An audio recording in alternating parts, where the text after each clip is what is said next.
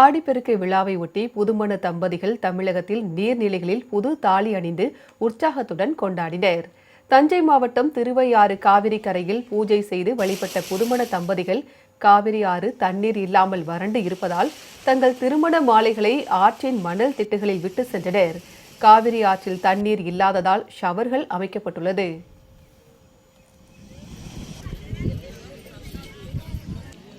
இதேபோல் கும்பகோணத்தில் காவிரி படித்துறையில் தண்ணீர் இல்லாததால் புதுமண தம்பதிகள் தங்கள் வீடுகளில் இருந்து தண்ணீர் கொண்டு வந்து வழிபாடு செய்தனர். நாங்க இங்க கும்பகோணம் தான். எங்களுக்கு மேரேஜ் ஆகி இப்ப வர ஃபர்ஸ்ட் ஆடிப்பெருக்கு ஆத்துல வந்து சாமி கும்பிடணும்னு சொல்லி கும்பிட்டுருக்கோம். தண்ணி கொஞ்சம் வந்துருந்துச்சுன்னா நல்லா இருந்திருக்கும். இன்னும் வர வருடங்கள்ல தண்ணி நிறைய வந்து எல்லா வளமும் பெற்று எல்லாரும் நலமா இருக்கும்.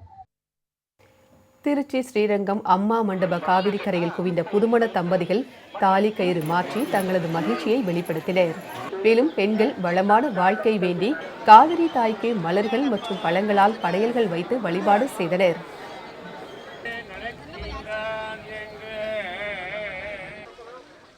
அதாவது ஆடிப்பெருக்கு அப்படின்னா ஒரு பெருக்கமான தினம். ஏன் பெருக்கமான தினம் அப்படிங்கிறோம்னா, இது மார்கழி மாதிரி இந்த மாதத்தில் வந்து எல்லாரும் மார்கழி ஒரு மாதம் அப்படின்னா 12 மாதத்தில் மார்கழி ஒன்று, ஆடி ஒன்று.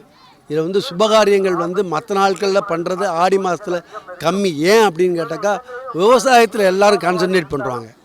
அப்போ விவசாயம் ஆடி பெருகிற மாதிரி 18க்கு வந்து இந்துத்துவால் பல விஷயம் சொல்லியிருக்காங்க. பல நல்ல விஷயங்கள். 18 படி சபரிமலையை பார்த்தீங்கன்னாக்கா 18 படி. இந்த மாதிரி 18க்கு நிறைய சொல்லிக்கிட்டே இருக்கலாம். அதில் பெருக்கமான தினம். கடலூர் மாவட்டம் சிதம்பரம் அருகே கொள்ளிடம் ஆற்றில் ஆடிப்பெருக்கு விழாவை முன்னிட்டு புதுமண தம்பதிகள் புது தாலி கயிறுகளை அணிந்து வழிபாடு செய்தனர்.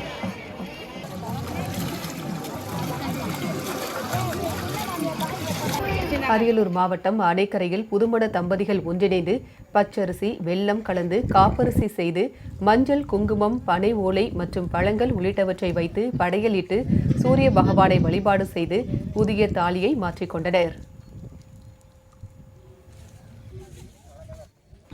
நெல்லை மாவட்டம் தாமிரபரணி ஆற்றங்கரையில் பெண்கள் ஒன்று கூடி இயற்கையையும் நதியையும் வணங்கி புனித நீராடி புதிய தாலி மாற்றி வழிபாடு செய்தனர்.